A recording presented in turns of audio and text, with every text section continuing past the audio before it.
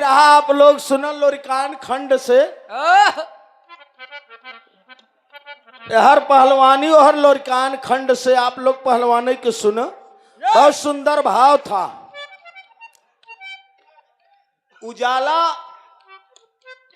हर बिरादरी में पहलवान रहता ऐसा कोनो बिरादर ना ही रहन है। पीडीए का मतलब है सब बिरादरी के लेके चले के पड़ी। रोड पर लिखा बा सावधानी हटी तो दुर्घटना घटी। हम आप कलाकार हैं, हमें आपके विशेष के ध्यान दे के बाहर है। सुंदर भाव रहा है। एक जाता दादा वाली फेरी बड़ी रंगीन बा। करवा चौथ रहा काल दुल्हन सिंगार कह के बैठी बा। लेकिन एक चीज नहीं कहे बा और दुल्हा गवा बा है कहाँ सिरसा बाजार सामान लैया। अरे वाह तू मेहरारू हो तो मेहरारू को बुराई न करे चाहिए। लहरी खड़ा है लहरी ले पहले लहरी का नाम तोहर बा? अच्छा तोहर नाम न लेबे 10 रुपया।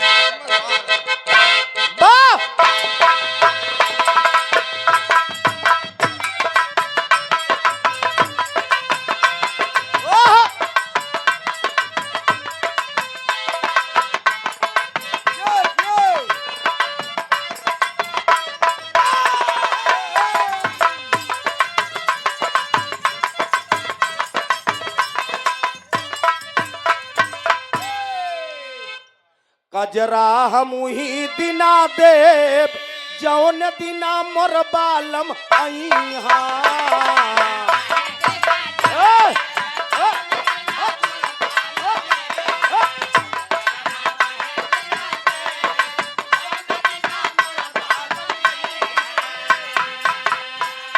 लिख लिख पतिया पतिया पठावा।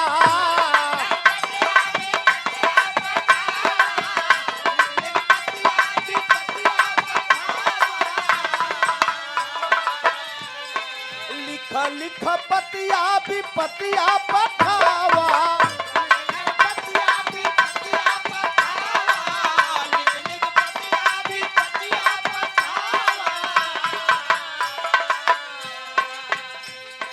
पतिया का अपने जब बबू न पावा।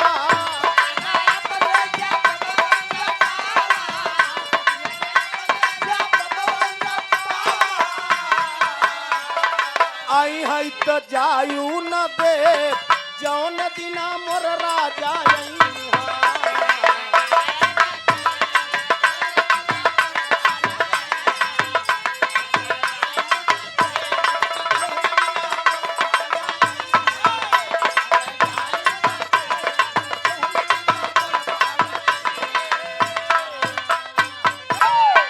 आई है तो जायू न दे जौन दिना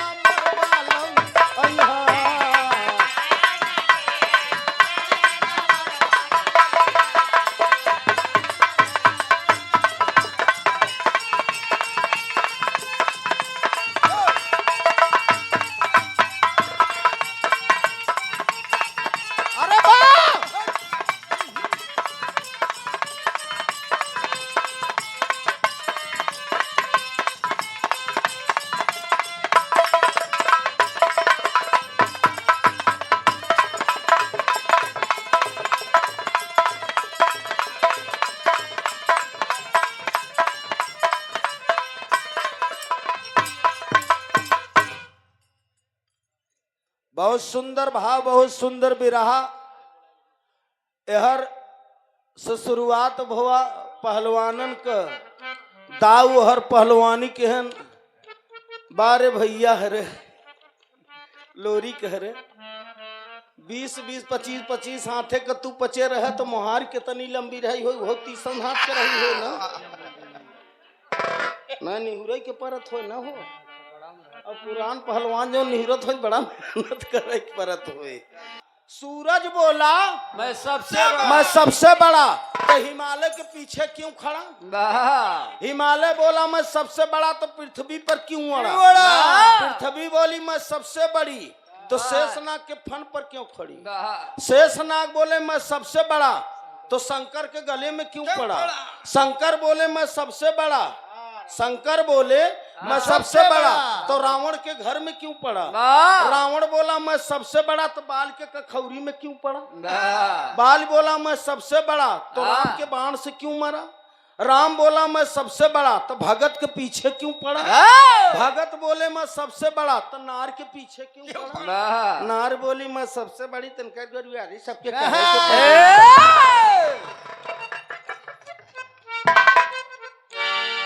जब भी झगड़ा भब मेहरुए के चक्कर में भबा खुदा मंसूब करे 3 बलाओं से,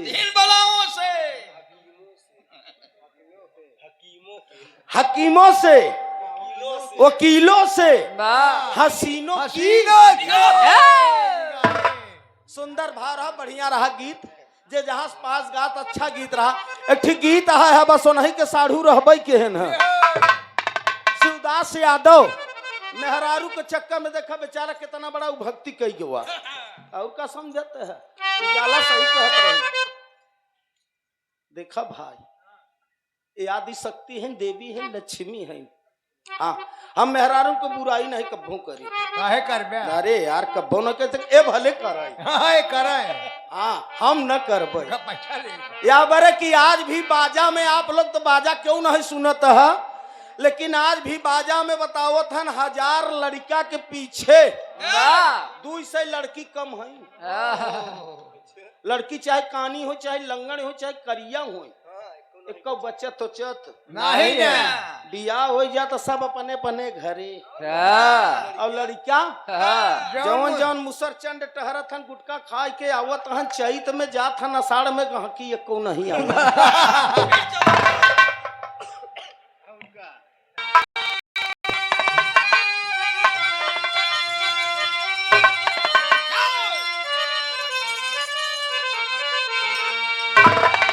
तो यादव शिवदास का सुनिए दुल्हन बनी जिया के का चला ससुरारी लाल कान्हे धई रुमाल।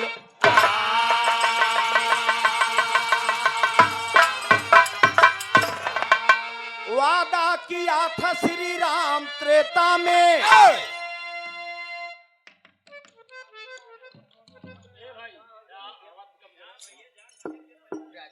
इनकर दोस्त रच्चौ का करबे? एक बात बताओ। हाँ एक महाराज रहन रामायण के कथा सुनावत रहन, 15 दिन तक सुनाएन। महाराज कहा गांव वाले भैया हम जात हई, आप लोग बहुत सेवा के है हमार, लेकिन सेवा तो बहुत क्या, अगर केहू के मन में अगर शंका हो कुछ पूछे के तो पूछ लेना, फिर दर्शन होए की न होए।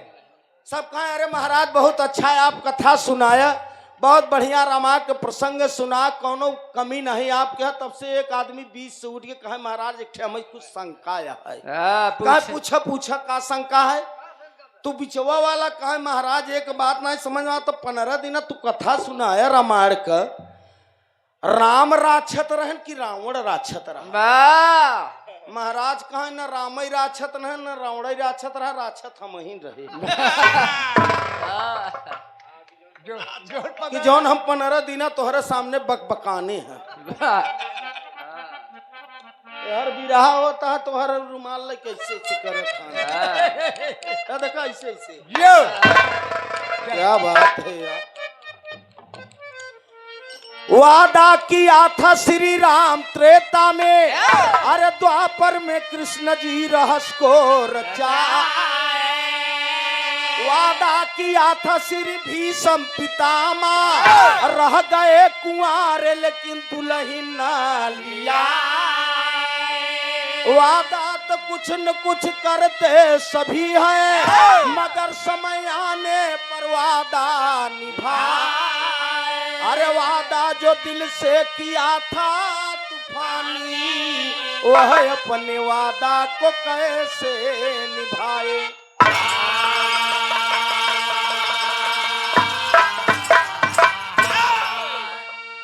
सुने वाले पंचो ध्यान दही, गाना बहुत समय न ले, शॉर्ट कट के बात है। वादा सब करत थी, जेकर लड़का हाई स्कूल इंटर में प्रिंसिपल साहब हन का बैठा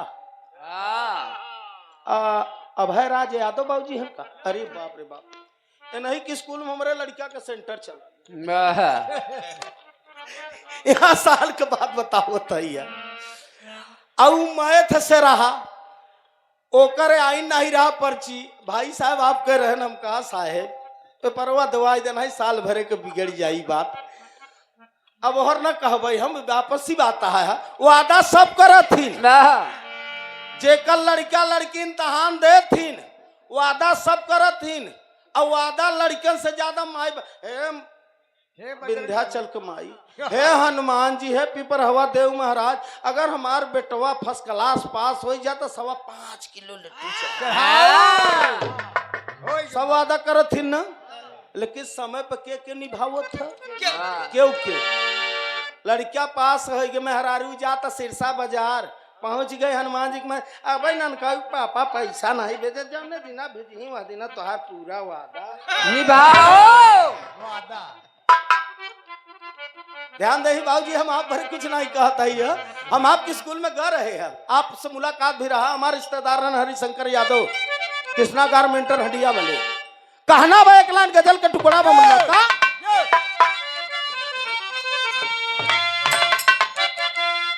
अरे बाप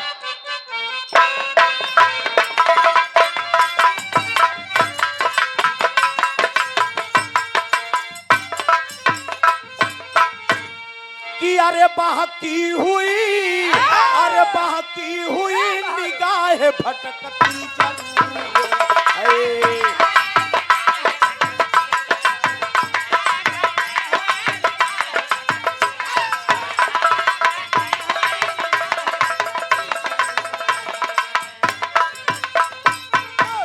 अरे बहकी हुई निगाह भटकती जरूर है।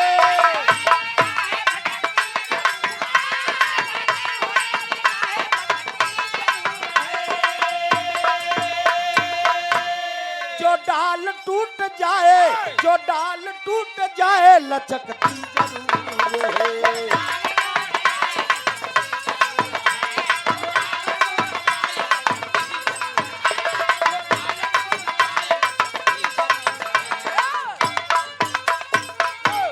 अरे जो जाम छू लिया हो किसी बेसहूर ने,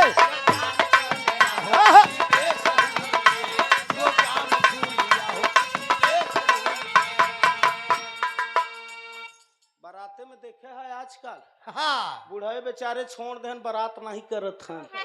हाँ पुरनिया कहन कि भूसा ढोए लेकिन बराती नवा नवा लड़का जींस के पैंट पहन के तैयार बैठ। अब तू न रह देब, हम बैठ जाई, हम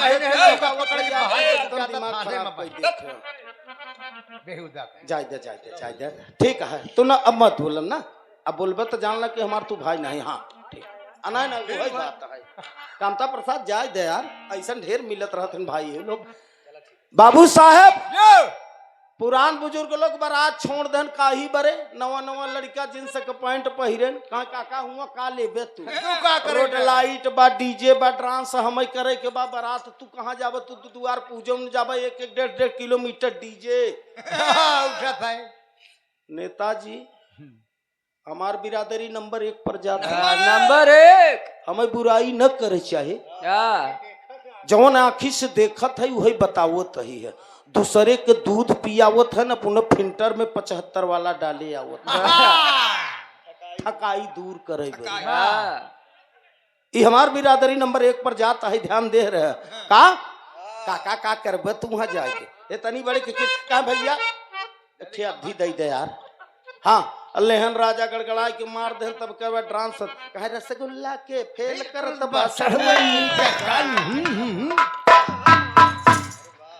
अब यही चलता। तब बुढ़े बेचारे सोचन की जाए बुधुआ जाता जाइंद। और जब से बारात नवा लौटे जाए लगे तब से आधे रात तक बारातों लौटिया होता। सवेरे से देख ले तो दुल्हा का फूफा, दुल्हा का जीजा, हाँ दुल्हा का बाबा, मामा, दुल्हा का मामा, हरे यह जो मेन हन वही बच्चा है। यही बारे कभी लिखा था, बड़ी इंपॉर्टेंट चीज है का।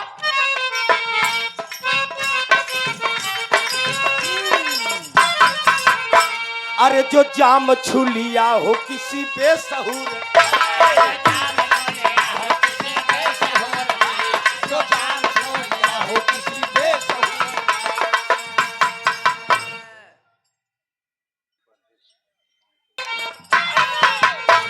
अरे जो जाम छू लिया हो किसी बेसहूर ने,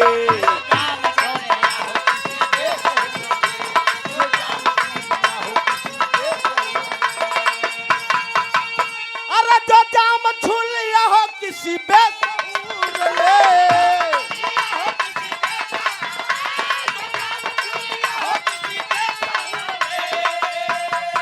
उस हाथ से, अरे उस हाथ से शराब छलकती जरूर है।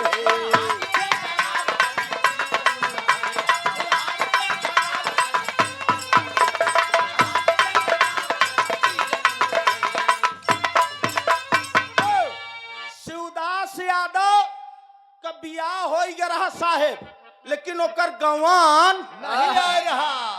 जैसे वह दे लोरी के बेचारा दूठनी चक्कर में पड़ी है। अब होरी का और एक दुल्हन मंजरी का और चनवा का, तो अब ओकर बेचारे के बियाह हो गया रहा, लेकिन गवन शिवदास यादव का नाई आ रहा। एक दिन आप लोगन के नाम मोहल्ला के लोग पड़ोसी लोग कहे लागे ने यार न हो तो जय अपन दुल्हनिया लिया आज न है तो काल तोर दुल्हनिया, जब तोर घरवा गिरस्तिया बिगड़ जा तो का करे तोर दुल्हनिया आई के।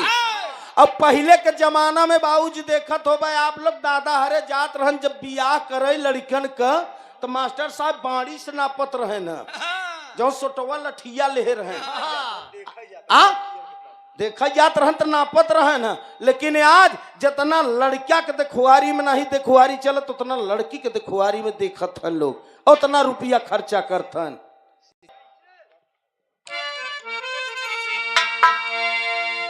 उस शिवदास पहुंचा दुर्गा माई के मंदिर पर, कहे दुर्गा माई, माई हम जात है जाई ससुरारी, हमार माऊ कहत हमार बबुओ कहत हन, हमार काका हरे कहे लागे हम पहले ससुरारी जात ही है। इज्जत पानी तोहरे हाथे बाहे है दुर्गा माई, अगर हमार दुल्हन हमारे संगे चली आए देखी बिनती बाहे।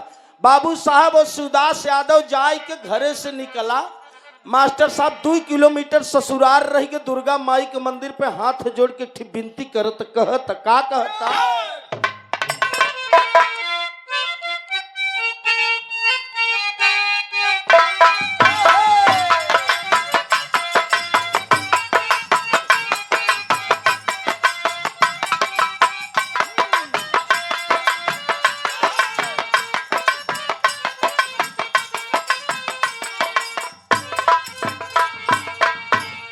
बड़ी पुरान गीत में हमारे काका स्वर्गीय लाल जी लहरी काका गावत रहे। कलाकार का कोई मास्टर साहब छोड़ और छोड़ नहीं बहा है, इसलिए कि हमारे प्रयागराज के है, जहां भी रहे श्रद्धा सुमन उनको मैं समर्पित करता हूं। कभी लिखत हन भाव का कि अरे दहीने हाथवा गुरुया के बनावा,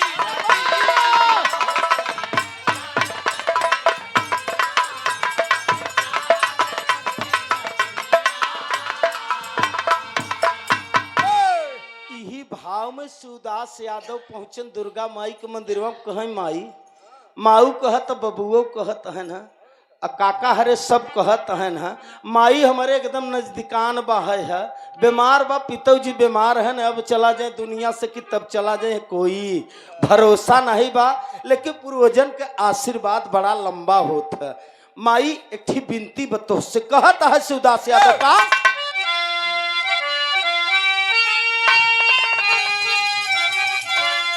कहा अरे अम्बे जोगिनिया तोहर बीड़ा में रबिया,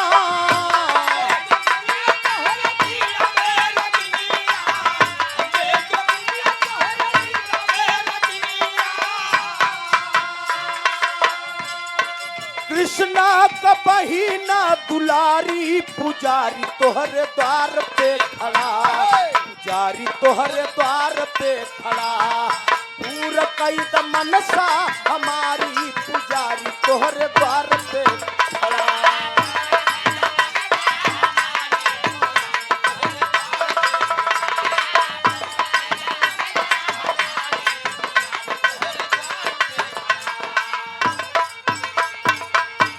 ए माँ, हम ससुरारी जात है, माई के हमारे एकदम जान ल बीमारी हालत खराब है, अब मर जाए कि तब मर जाए, बबुओ हमारे एकदम नियरा नहीं है। माई एक थी बिनती में ससुरारी जात है, बिनती है हमार बका बा बिनती, कही अगर साथे आई जाए हमारी जननवा,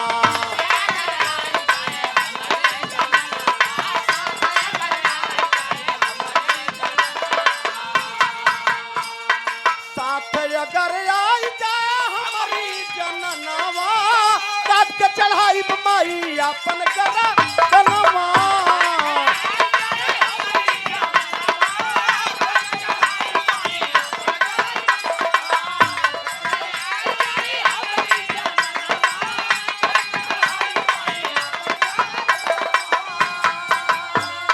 वादा किया लाल तबाया के पगधारी,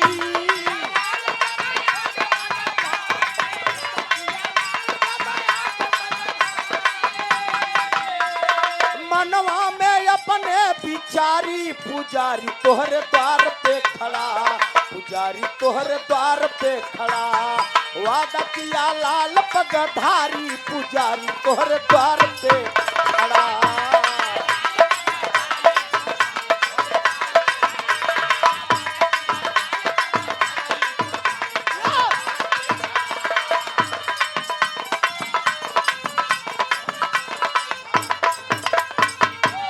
शिवदास यादव कहे माई जात है जाए पहले बेरी ससुरारी बियाह भ, लेकिन गवन पहले मास्टर बियाह हो जात रहत, केहू के 3 साल पर गवन आवई, केहू के 5 साल पर, केहू के 7 साल पर, केहू के 9 साल, केहू के 11 साल पर। अब बियाह तो हो गए लेकिन गवन नहीं, वही बीच ओकर माऊ बाबू बीमार हैं, गांव के लोग मोहल्ला के लोग ओकर काका हरे कहे लगन चल देस, पहुंचा जाए के दुर्गा माई के मंदिर पर, हाथ जोड़त 1 किलोमीटर ससुराल नेताजी रह गया बा, कहा अगर हमार दुल्हन हमारे संगे विदा हो जाए तो दुर्गा माई लौटत बेरी अपन हम गर्दन वही काट के तोहरे चरण पर चढ़ाई दे। इतना बड़ा वादा कामता वादा, का वादा, बहुत बड़ा वादा। मेहरारू के चक्कर में कजनी केतनन के ऋषि और महर्षि के जनेऊ टंगी हुआ, आसाराम हरे चला के जेल, ओका छोड़ा जाए देखनी देखा था आई रही लड़की जोन मलवा बेची वाली, प्रयागराज में 5 रुपया का माला 5-5 हजार का माला बेचाए के क्यों करे दिखावे के चक्कर में।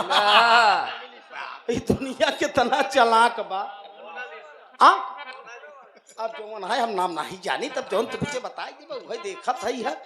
पत्रकार लोग भी उठाए धन की बहुत सुंदर हीरोइन भी बनी है, हम कहा भैया ठीक है बाबू साहेब हो तो कहबे का मतलब है, तनी बात कह के आगे शिवदास जाता मास्टर साहब कभी लिखत हन बिरहा में टेरी के बोल बा, कहना बा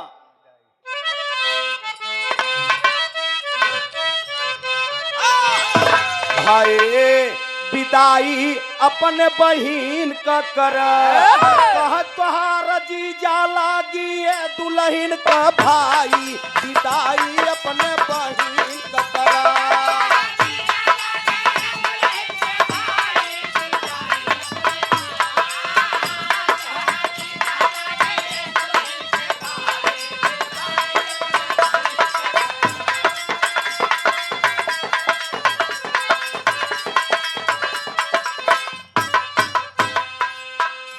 सुने वाले बड़का भैया गते गते सुबह के समय रहा शिवदास से अपन रुमाल रखे ओढ़ना कपड़ा पहने बेचारा प्रेस कराए पहुंचे तो सवेरे के समय बा नेताजी बुढ़िया वह रहरी के खरौचा ले हाँ, दुआर 8-9 हाथे के राजा बहोरत है बहारत ना हो हाँ बहारत है दुआर। अब तब तक शिवदास यादव पहुंच गवा कहता है का कहता है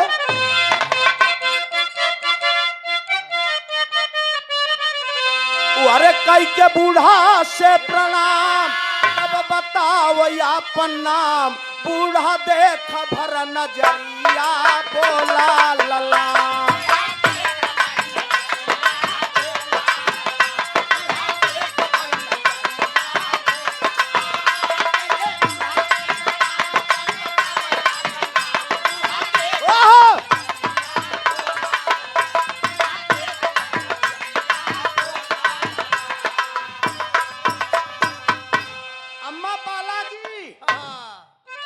बालागी अम्मा बुढ़िया 0 पॉइंट के चश्मा लगाए रहे का खुश रह भैया के है तब से आधे ने कुरा पे आई बुढ़िया के चश्मा कहे भैया के आप अरे अम्मा 4 साल में बिसर गऊ हम देवी दीन यादव का लड़का हमार नाम शिवदास यादव हमार घर फलाने अरे मोर बप्पा रे बुढ़िया कहे सोच तोहार ऊपर ये दहजरू के बेटा भाई बिटिया गवन है तब से तब तू आई गया घर में पहुंच ये अपने मन में बुढ़िया कहता सेवा में श्रीमान राजेंद्र ज्वेलर्स भाई पूरे रघानी के रच के और आगे जाता तब मेहमनवा और कहत मास्टर साहब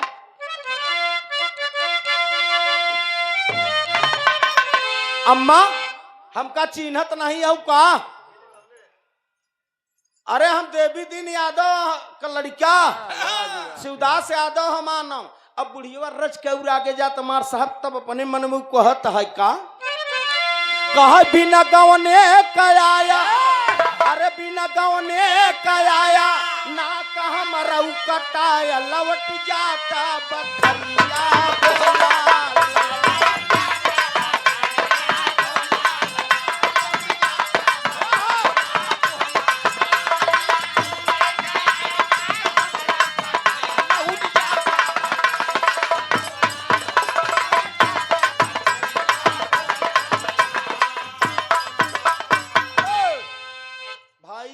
बुढ़िया तो एकदम जरबुतान एक चीज और जान ले मास्टर ससुरारी में 2 में 21 ही होते के हाँ बुढ़िया जौन होता हमेशा दमादन का कैती रहत है अरे बाप ये हम रिसर्च के है उजाला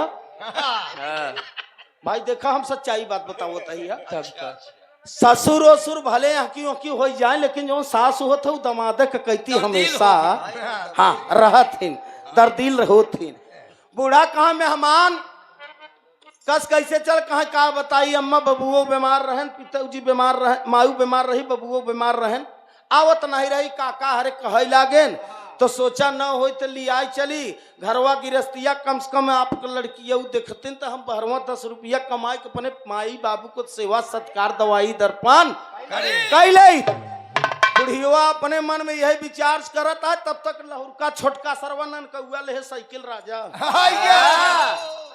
आज मड़ई के लगाई ले अब मेहमान शिवदास यादव आज के राजा मड़ई मुही बैठा है ना बैठा है कसम्मा बड़ी उदास है अब कहा देखत नहीं है फलनिया का सार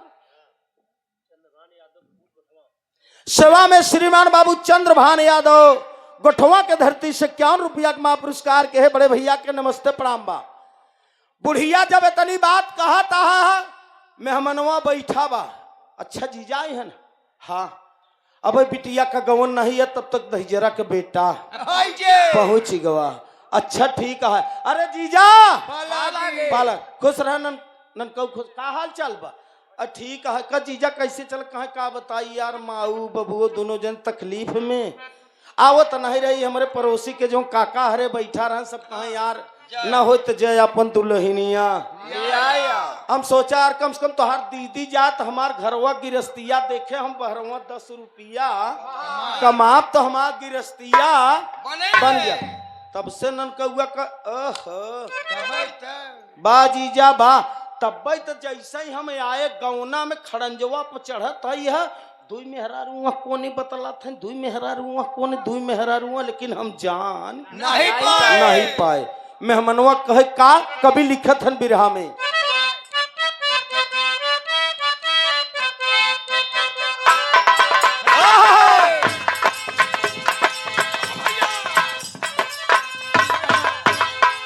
बिरहा में बड़ा अनमोल तर्ज लगा।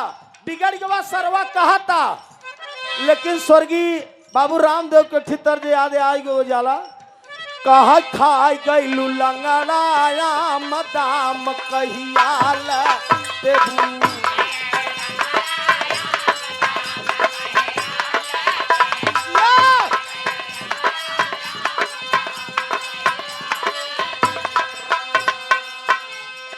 ए गोरिया तोरिया इल्बा बुढ़ौती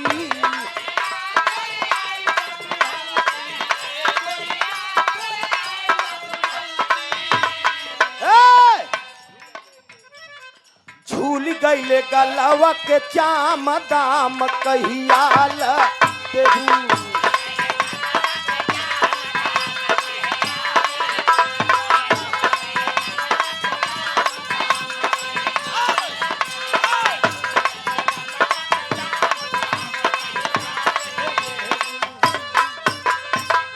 तर्ज रहा साहब इसी भाव में बिगड़ गया। कब कौन हैदर काका के तर्जिया गावत रहन हम मास्टर साहब बढ़ जाए गानवा काहे बढ़ावत है। स्वर्गीय जनाब हैदर काका कहत रहन कब कह दई तू सलाहाया मदाम का कटहर लेबू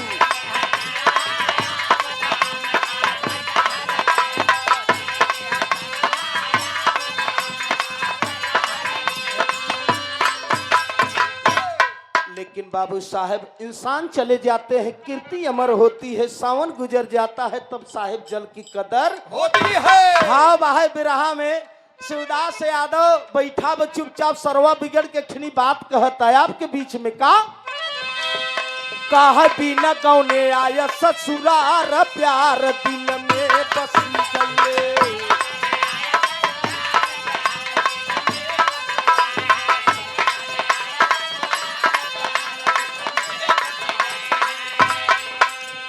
छोटका सा तब कहत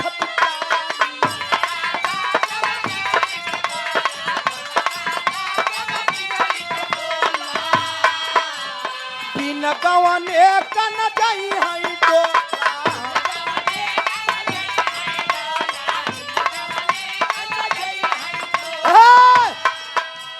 काही बात करत बेकार प्यार दिल में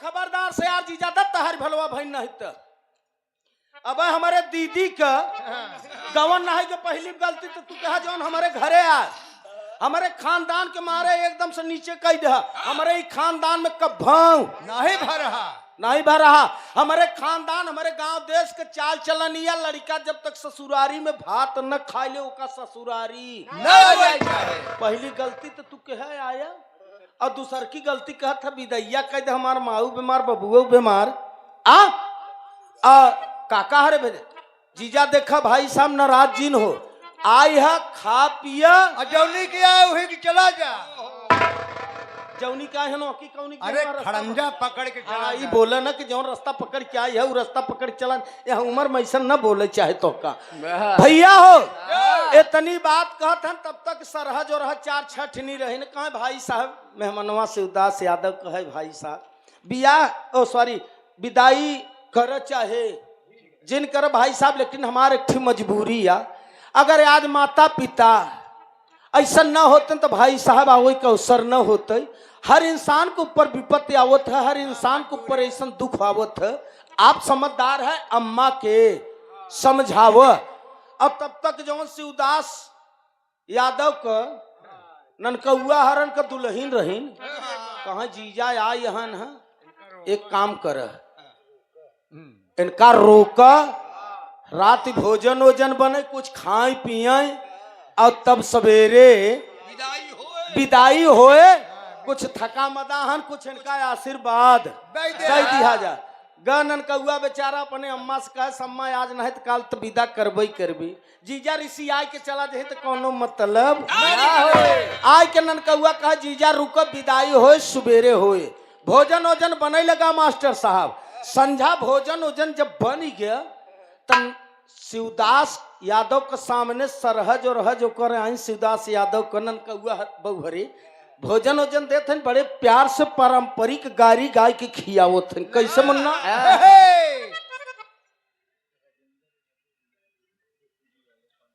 सेवा में श्रीमान बाबू राजेंद्र कुमार यादव जे शिवी वाले बिलारी के धरती से बड़े भैया कोर्ट से 501 रुपया का पुरस्कार हुआ। सादर चरणों में नमस्ते प्रणाम। सब भैयन के चरण छू के पहले की प्रणाम बहा है। हम जानते हैं तू बच्चे भी याद है यही बार हम जल्दी में हम समझावत कम है या बारे गाना जौन चुक जाए वही के मीट कहती।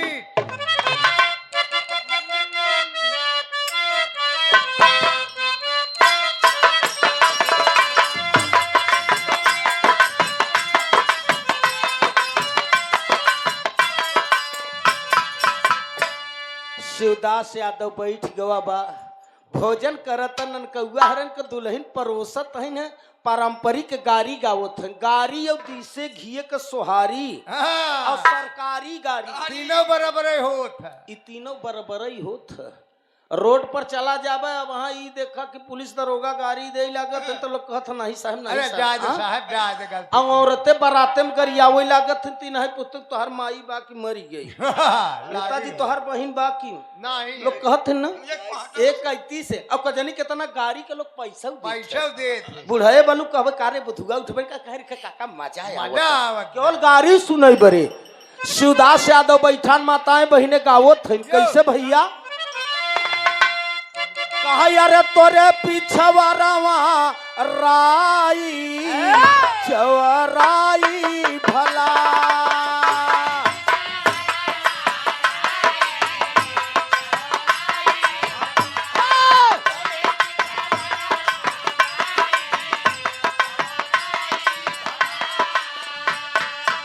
एक लाइन और वह चौराई खोटाई गई फलान कई अरे दही न गड़ी गई कुनाई चवराई भला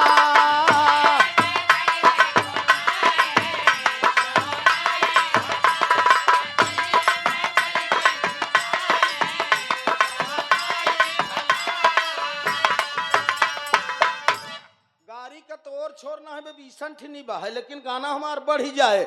बहुत सुंदर भाव से गाड़ी और गान शिवदास यादव भोजन वोजन सरहज के गाड़ी के प्रेम में खाएं सुबेर हो गए मास्टर साहब। गठरी ओठरी जब बनहे लाग भेंट कवार होए लगा रोआई होए लाग तो जे जानत रहा उ तो दौड़ के पहुंच गए जे नहीं जानत रहा कहे बहनी से ननकौआ के हिया आरो आई सवेर कहे होता कहे बहनी तू नहीं जन तू का कहा का भा कहा मेहमानवा काल्ह के आई के चिन्नान बा ऋषियान बा कहा बहनी बिना गौन कहा का करबू आजकल के लड़का ऐसे चलता ही है। हाँ ई कहा जना पेड़े वेड़े पनाई बैठन उ बेचारा डायरेक्ट घरे आई गवा बा है अच्छा भेंट अकवार सखी सहेली करी सब चवैना वाली गठरी साहेब जब बन ही गया तो कभी हमन भाव लिखत हन बिरहा में ठितर जब फैल लगा लाला का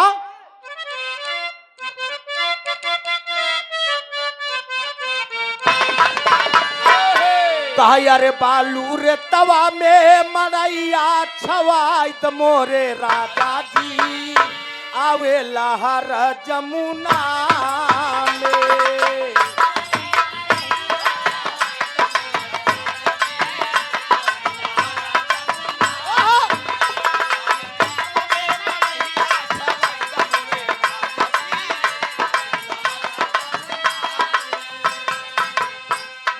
चबैना वाली गठरी आगे आगे चबैना लेकिन कौआ बेचारा ओकरे पीछे ओकर दीदी के पीछे ओकर जीजा शिवदास यादव चल देहन।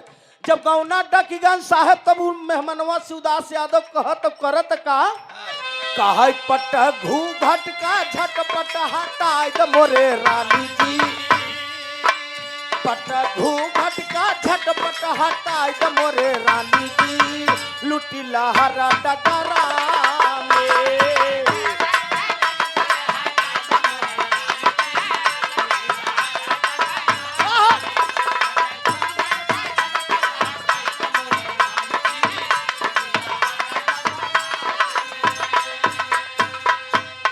इज्जत का तनी पिया करता खियलिया चलत ही राजा हम तोहरी महलिया।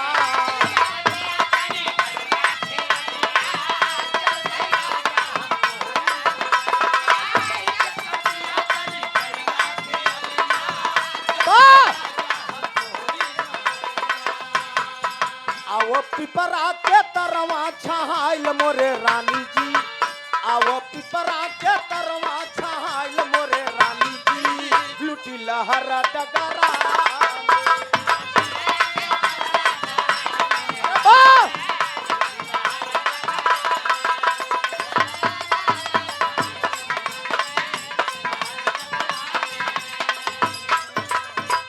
सुने वाले बाबू विदाई तो होइगा सुबेरे लइके ननकौआ आगे आगे गठरी ओकर पीछे कर दीदी ओकर दीदी के पीछे कर जीजा शिवदास यादव चल दहन मास्टर साहब।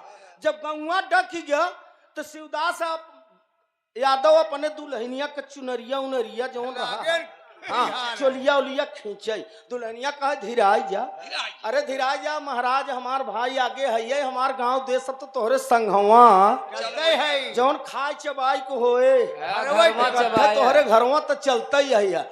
आगे जाता है शिवदास यादव जब देखे से मंदिर कहे ओहो यही मंदिर रहा है दुर्गा माई के दर्शन किया। दुर्गा माई से वादा करे कि माई हम तो जात है पहले पहिल ससुरारी बियाहे के बाद अब कभो गवन हमारा आई नहीं कभो गवो नहीं है। हमार दुल्हन हमारे संगे चली आ तो लौटत की बेरी अपन गर्दन काट के तोहरे चरण पर पिपरे के पेड़े के पहुंचा शिवदास यादव अपने सर्वस का ननकऊ यही तू सोहताइल और उसके हम दुर्गा माई के दर्शन कैले ही दर्शन कई कावत है हम तोहार दीदी ही से अपने घरे चला जा और तू ही से वापस अपने घरे चला जा। जीजा ठीक है जाय के मेहमानवा शिवदास यादव पहुंचा कहे दुर्गा माई तू तो हमार वादा पूरा केहू माई अब हम तोहार वादा पूरा करे आए है। और हर पिपरे के पेड़े के नीचे दोनों भाई बहन हाल चाल बतलात हन मास्टर साहब बिरहा में भाव कहना बह का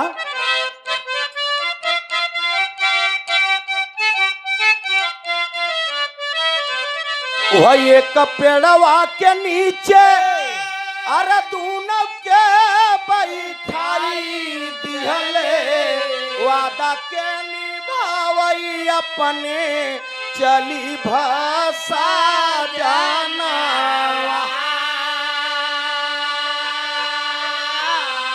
छुई के चरण लाल माता से कहन लागे पूरा कैलू देवी मैया हमारा मांगना।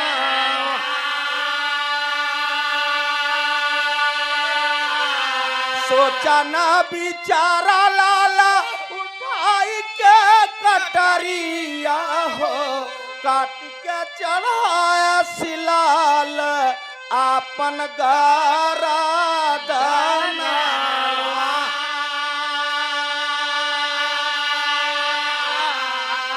भैली काफी देर बहिना सोच अपने मनवा हो देख बारे भेज सितब छोटका पीरनवा।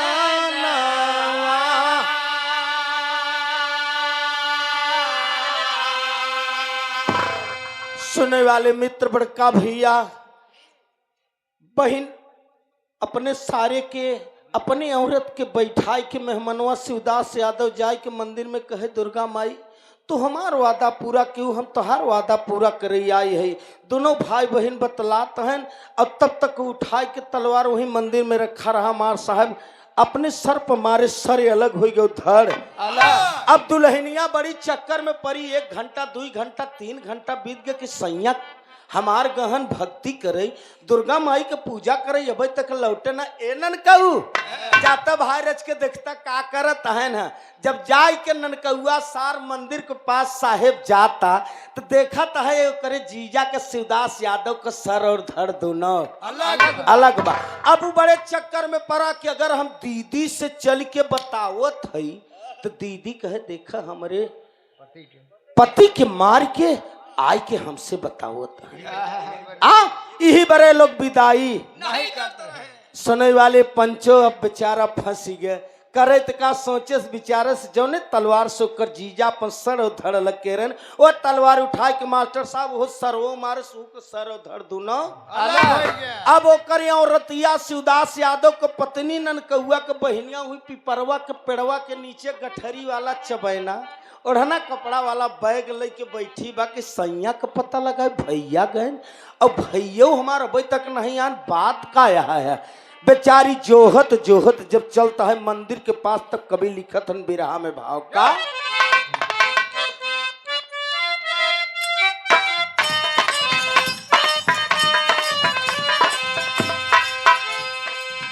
बाबू साहब जब वो दुल्हन पहुंचता है मंदिर के पास कहा तहा है देखा का कहा महतारी हो महतारी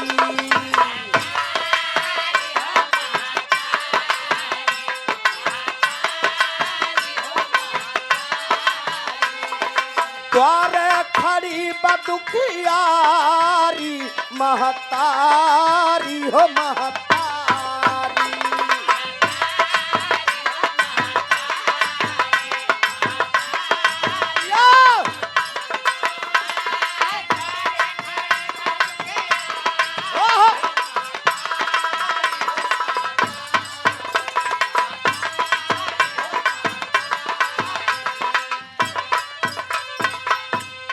तोहरे चरनिया में जो गिरी जावे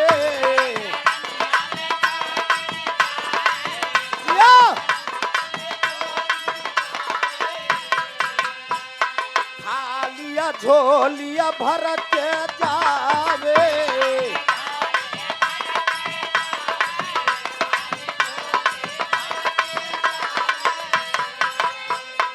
अबला का अबला का तपकारी महतारी हो महतारी।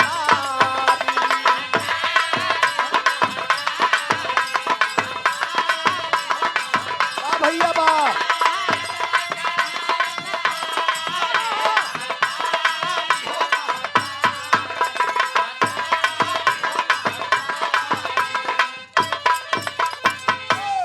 एक घंटा 2 घंटा 3 घंटा ओ शिवदास यादव के दुल्हन जोहत जोहत बेचारी जब जान गए कि सैया के पता भैया लगाओगे हमार भैया नहीं आन चबैना के गठरी बैग के गठरी मार साहब छोड़ के पहुंची कहा मंदिर के पास देखा था ते कहते करे दुल्हा के सर और धड़ अलग बा और ये कहती ओकरे भाई के तुरंत गिरी बेहोश हो गया।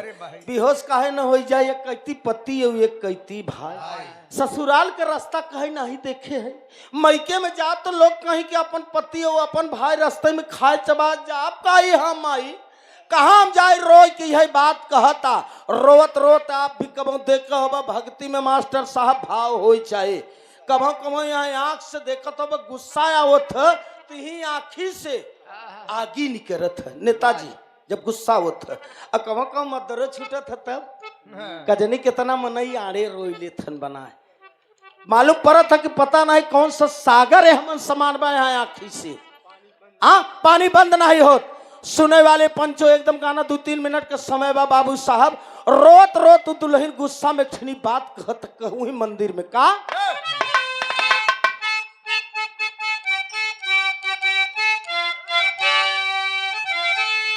भाई हमारे क्यों आगे पीछे बा नहीं हमार भैया भी चला गए हमार दुल्हा भी चला गए हम कहाँ मुँह दिखाऊ कुछ समझ में नहीं आवता रोत रोत गुस्सा में कहे जब हमार सैया हमार भैया नहीं तो हम इनका करब रह के तलवरवा उठा के ठिनी बात कहत का कि अरे बेटा बेटी हमारा बातिया के कैले तू कबूल, अरे कैले तू कबूल, जिंदा होई हाँ कि जिंदा होई हाँ तोरे बागिया का बेटी तुई फूला।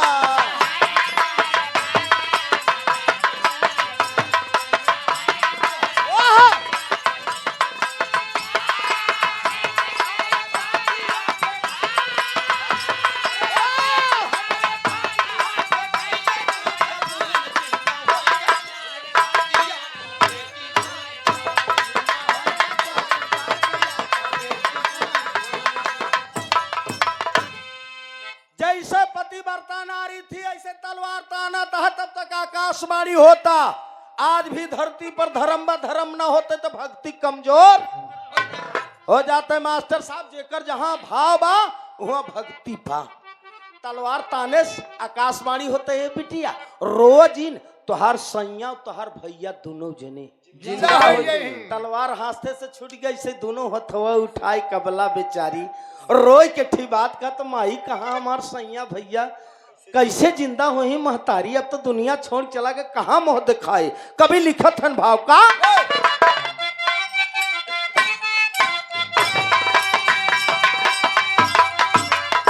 कहा सरे और धार दे तू आपस में मिलाई,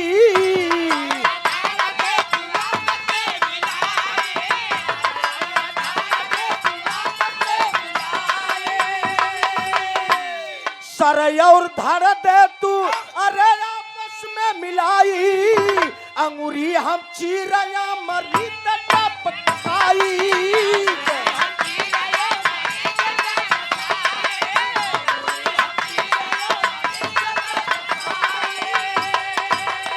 माटी के सदिया में मिलावा दिन धूल, जिंदा होइया तोरे बागिया का बेटी तुई फूल।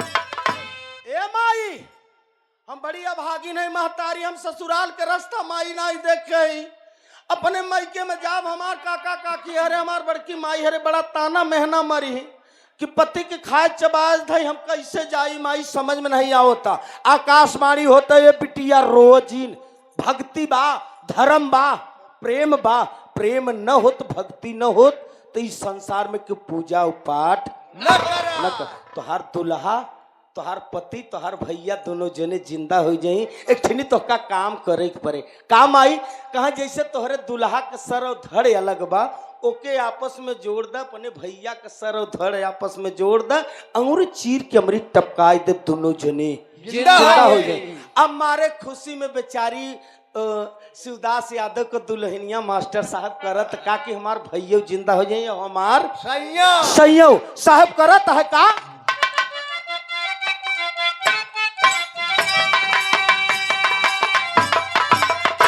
वह सैया वाला सारा दिहल भैया में लगाई,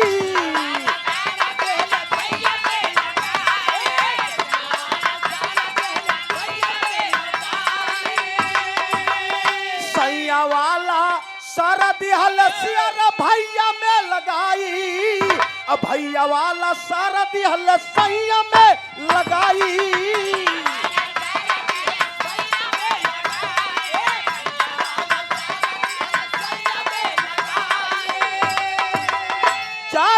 जल्दी में गलती कैली भारी भूल, जिंदा होइया तोरे बागिया बेटी तुई फूल।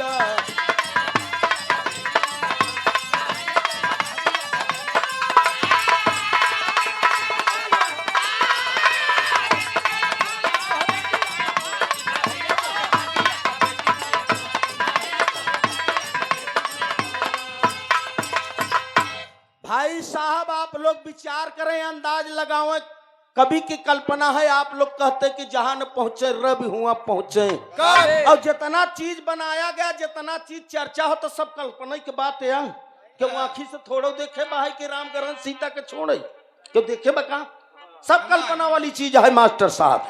आप वो दुल्हन पहुंची मारे खुशियाली में कि हमार सैयो जिंदा हो जाइयो, हमार भैयो जल्दबाजी में अपने पति वाला सर लगे अपने भाई के धड़ में लगाए दे, सो भाई वाला सर ले जाए के अपने दुल्हा के धड़ में लगाए दे।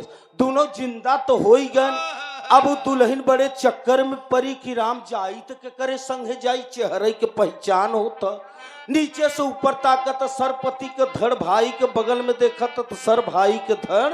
अब बेचारी बड़े चिंता में परी। वार्ड नंबर 2 से धनुपुर से आप प्रत्याशी जिला पंचायत पद हेतु आप बड़े भैया बाबू सचिन कुमार यादव जी की ओर से 101 रुपया का पुरस्कार हुआ। सचिन बाबू के नमस्ते प्रणाम बहा है। बस 2 मिनट और समय समाप्त बगीत कहना बहा है का।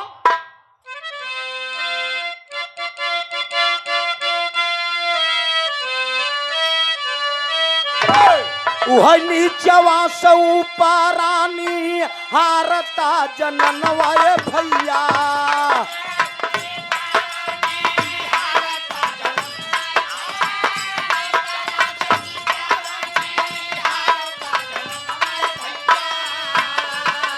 हमारी जिंदगिया एकदम हो गईले बेकार।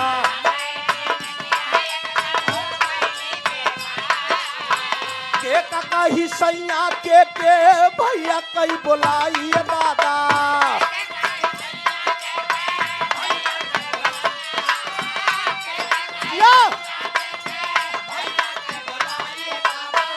हमका तो सूझत नाही एक कौआरा पा।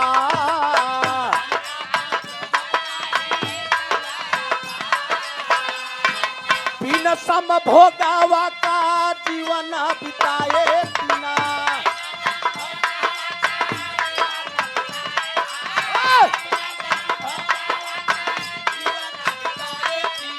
तीन जन चला गईले स्वर्ग सीधा।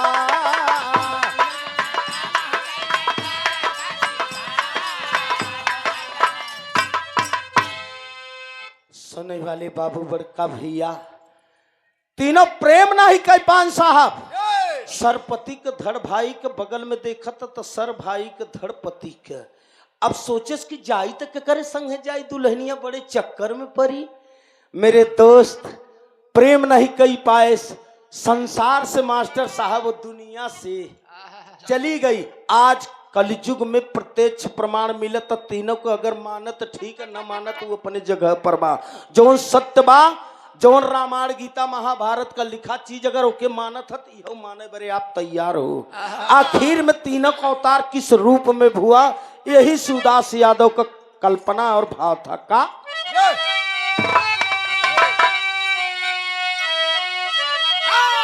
हाय अरे घूमा बन के मोर, ये साहब घूमा बन के मोर, अगल जानम का बिरानवा घूमा बन के मोर।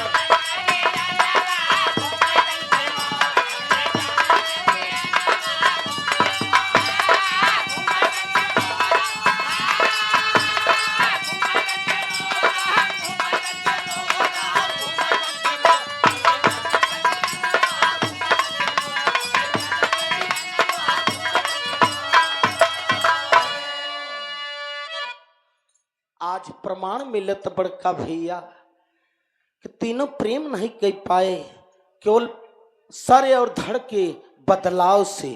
तीनों स्वर्ग में सिद्धार्थ ने अवतार कलयुग में भुआ कौने रूप में का कि भैया बनले मोर सैया बनले पपीहा बलमा।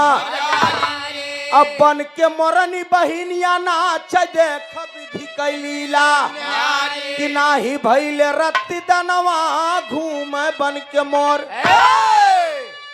बड़े बड़े कवि बड़े बड़े महात्मा विचार के हैं, रिसर्च के हैं कि पतिवा ओकर जौन रहा पति ओकर पपीहा बना जाओ बरसात में कहत बरसा हो बरसा जगह पी पी कहत थी। और भैया मोर और बहिनिया मोरनी। ये प्रमाण मिला है कवि की कल्पना है। राम सुमेर तूफानी कहते कैसन संजोग। अरे कल युग में प्रत्यक्ष प्रमाण बा कि मोर करते नहीं संभोग। उगले मोह से करे भजानवा घूमे बन के मान।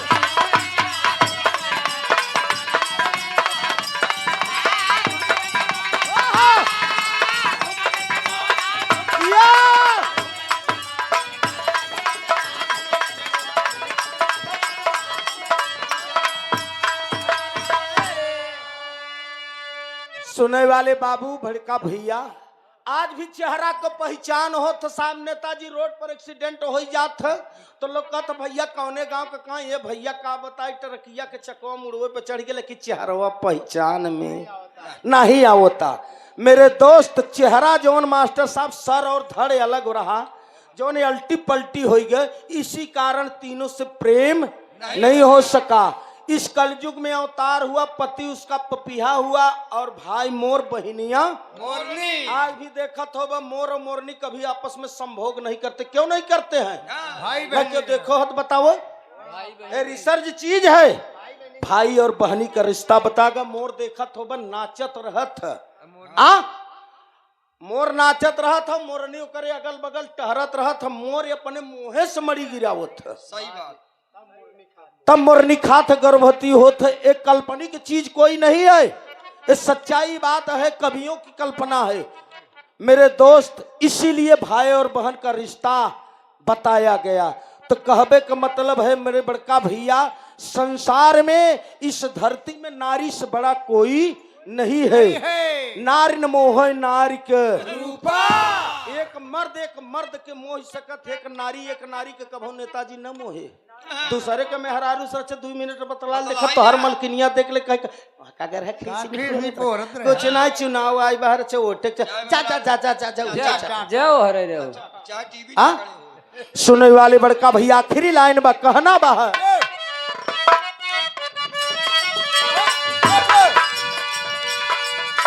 लिखते राम सुमेर तूफानी।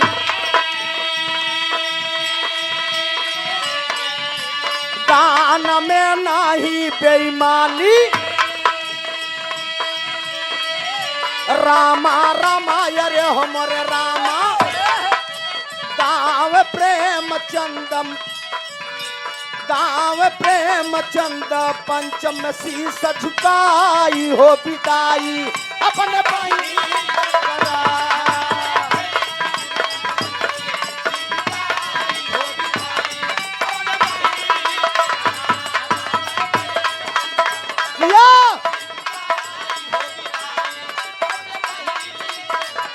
परदेश जाके परदेसिया भूल न जाना पिया।